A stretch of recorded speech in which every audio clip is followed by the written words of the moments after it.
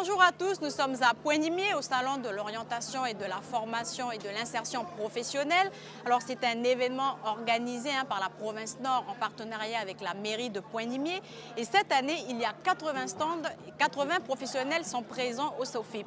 À travers ces différents stands, les jeunes pourront acquérir une qualification, par exemple avec le RSMA, le régiment du service militaire adapté de Nouvelle-Calédonie, disposer d'un soutien et de conseils sur la mise en place de leur projet avec par exemple Cadre Avenir et pourront enfin, pour celles et ceux qui envisagent de poursuivre un parcours d'insertion ou d'orientation à court ou moyen terme, trouver au SOFIP des professionnels qui pourront répondre à leurs questions telles que le Greta. Quel bilan retenir de ces 10 années du SOFIP à Pointe-Imier? Retrouvons Stéphane Fonce de la DEFIGE de la province Nord qui répondra à nos questions.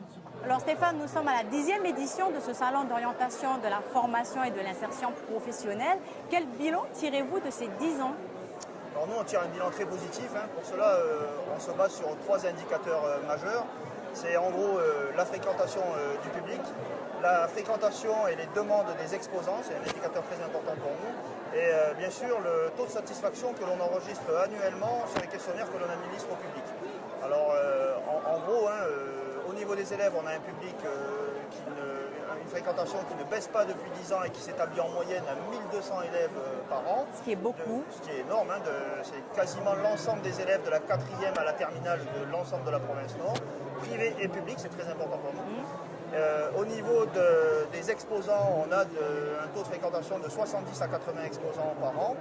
Et les taux de satisfaction que l'on enregistre des deux côtés s'établissent en moyenne entre 80 et 90% annuellement depuis 10 ans. Donc pour nous, c'est un rendez-vous incontournable pour l'orientation et l'insertion.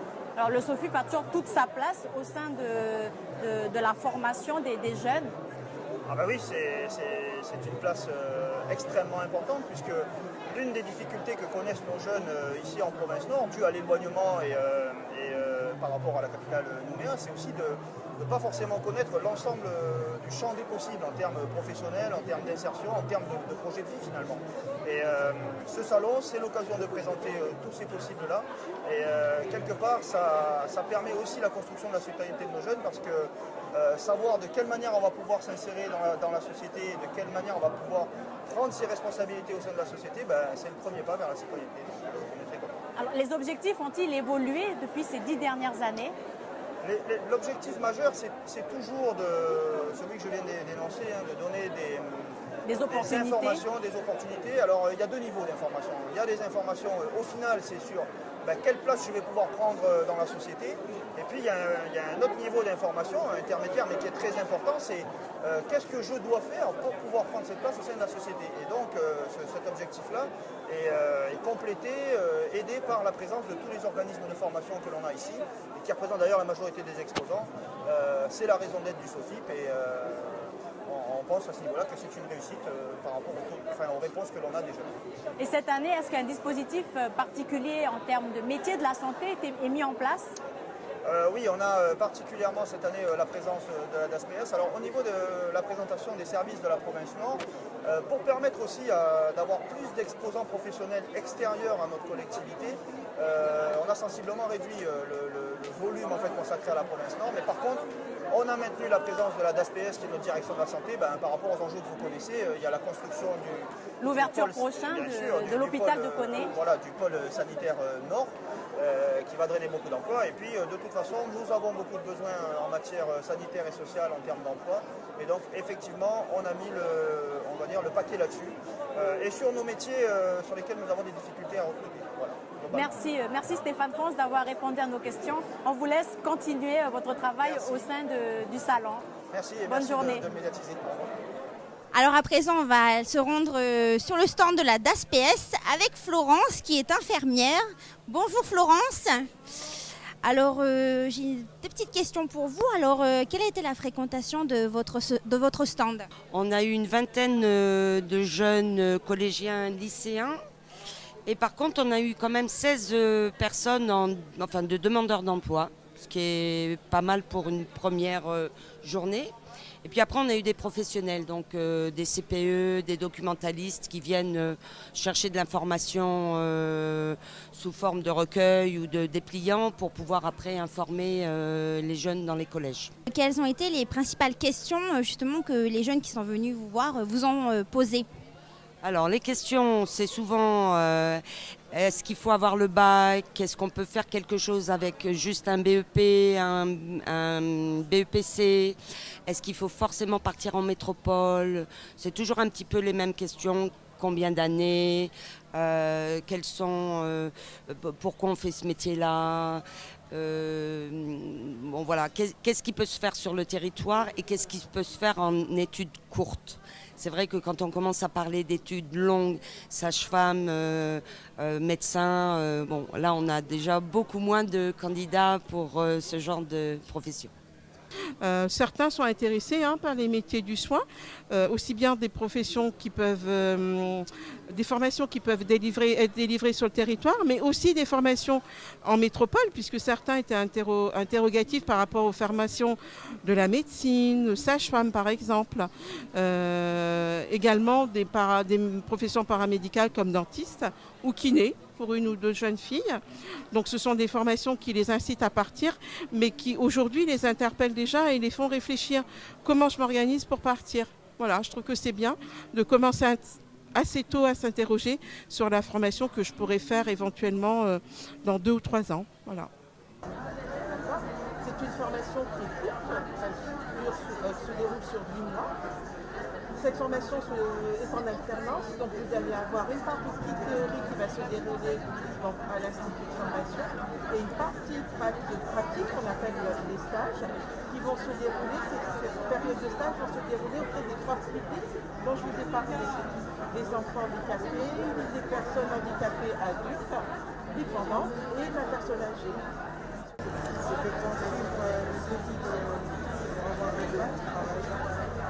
Nous sommes au cœur du SOFIP où depuis hier 1500 jeunes évoluent parmi les 80 stands, les 80 exposants. Et nous avons justement suivi des jeunes filles du lycée professionnel Johanna Vaquier. Regardons ensemble ce reportage.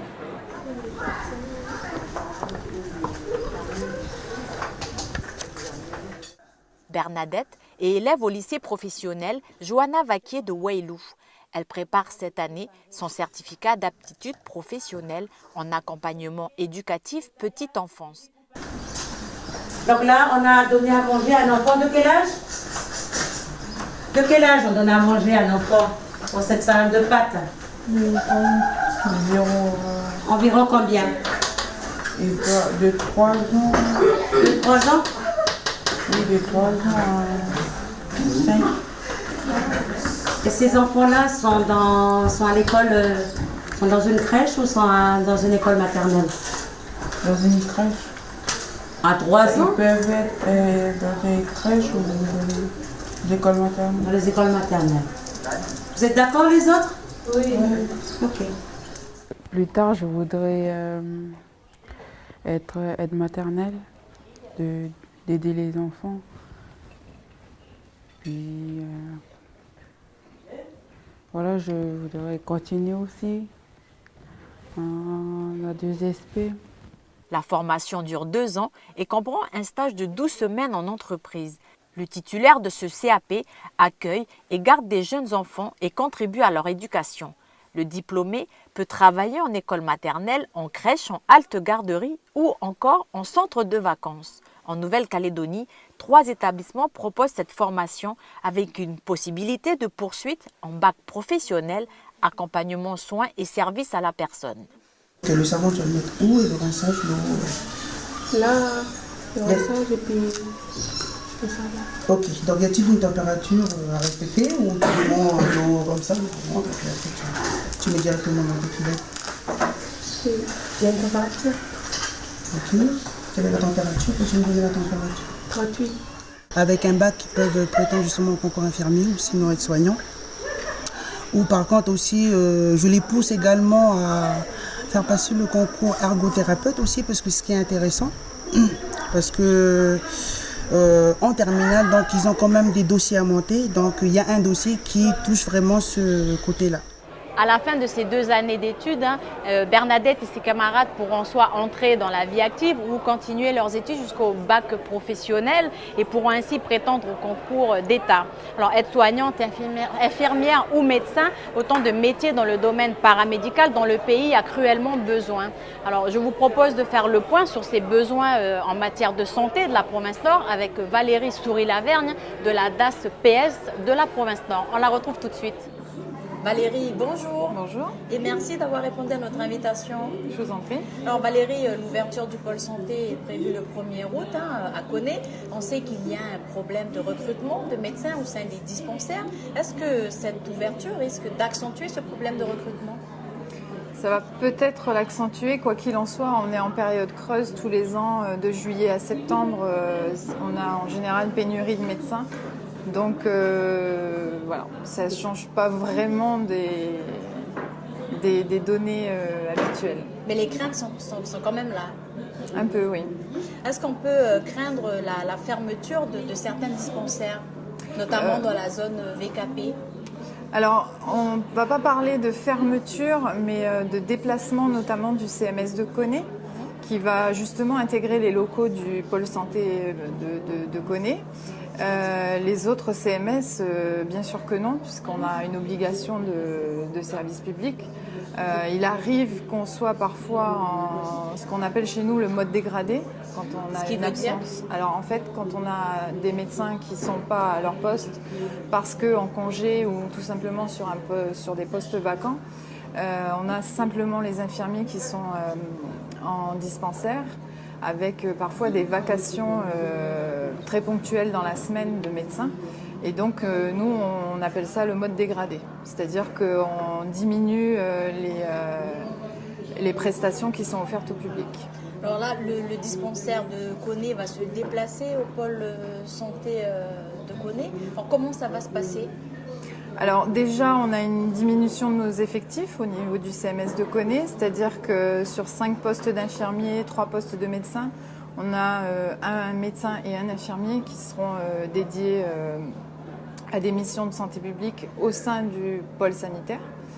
Et puis on aura également une assistante sociale, la sage-femme et puis l'AVS. Alors, il y a cette ouverture qui est prévue.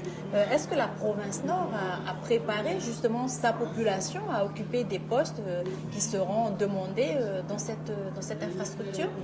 Alors, j'ai envie de dire qu'on n'a pas attendu l'ouverture du pôle sanitaire de Koné pour préparer nos populations à être formées au métier de la santé.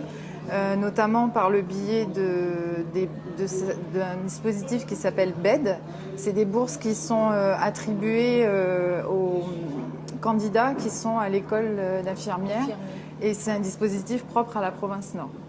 Alors Valérie, on sait qu'il y a des restrictions budgétaires qui nous touchent, aussi bien la province Nord que l'ensemble du territoire. Est-ce qu'on peut craindre une diminution de ces bourses-là pour ces formations ? Alors en fait, ces bourses, ce dispositif existe depuis plusieurs années. On a eu des promotions plus importantes il y a quelques années. On est effectivement en diminution, mais je ne pense pas que ce soit en rapport avec des critères budgétaires. C'est simplement qu'au fur et à mesure qu'on forme les gens et qu'on les récupère au sein de nos CMS, du coup, ça réduit nos besoins. Donc, ça s'explique comme ça, en fait. Donc, les besoins, ils sont comblés d'année en année, on va dire. Oui. Alors, tous les jours, nous avons des infirmiers, des infirmières qui arrivent sur le territoire ou des personnes qui viennent en formation sur le territoire et qui repartent. Est-ce que la province Nord tient compte de la loi sur l'emploi local pour les recrutements ? Alors, bien entendu, on en tient compte. D'ailleurs, dans notre politique de recrutement, on donne bien entendu la priorité à nos boursiers qui sont formés sur le territoire. On leur propose des postes. Après, libre à eux de les prendre ou pas, de postuler ou pas. On a en moyenne une dizaine de postes à offrir chaque année, aussi bien sur du travail en CMS fixe ou en itinérant. Donc la province Nord est constamment à la recherche de jeunes du pays pour occuper ces emplois dans le métier de la santé ? Oui, bien sûr, parce que de toute façon, entre les départs à la retraite, les mutations, oui, on recrute en permanence. Valérie, peut-être un dernier mot à nos jeunes qui nous regardent et à ces jeunes qui sont venus aujourd'hui au salon de l'orientation pour trouver soit une formation, soit une bourse ou de l'aide pour une activité. Quel est le message que vous pouvez leur lancer aujourd'hui avant de conclure notre entretien? Au niveau des métiers de la santé, moi j'ai envie de leur dire que ce sont de beaux métiers. Très souvent gratifiants, qui leur donnent l'opportunité de travailler en étroite collaboration avec la population. Et voilà, je les incite fortement à s'orienter vers ces métiers de la santé. Surtout à travailler chez eux? Tout à fait. Vous l'aurez compris, la province Nord et le pays a besoin de vous les jeunes. On a besoin d'infirmiers et de médecins. Alors n'hésitez pas, foncez!